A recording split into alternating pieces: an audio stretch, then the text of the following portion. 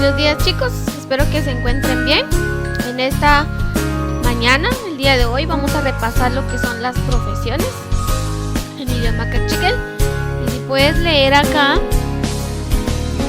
nuestro título dice Achiqueru Samaj, ¿cuál es su profesión? Entonces vamos a adivinar cuál es la profesión de cada uno de ellos acá. ¿Ja? Muy bien, vamos a empezar con el primero. A ver, Achiqueru Samaj, ¿de qué trabaja ella? Ja, Rijahun Akomaner, ella es una doctora. Muy bien, vamos con el siguiente. Achiqueru Samaj. Ja, Rijahun Tijoner, Rijahun Tijoner, ella es una maestra.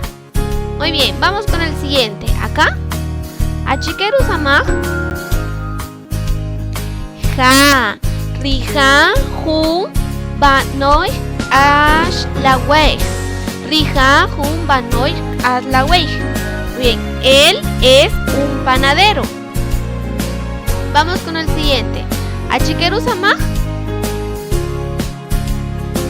Ja, Rijahun Atzak, Rijahun Atzak, él es un albañil. Muy bien, ahora vamos con el último. Achiqueru Samaj.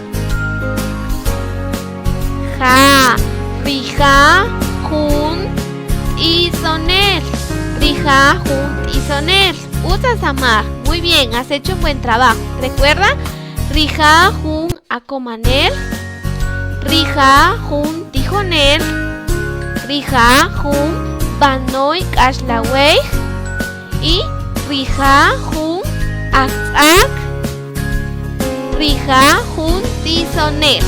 Repasa en casita este vocabulario porque ya muy pronto viene nuestra evaluación y quiero que salgas muy bien. Y como una tarea vas a realizar un dibujo de lo que tú quieres ser cuando seas grande. Shaka.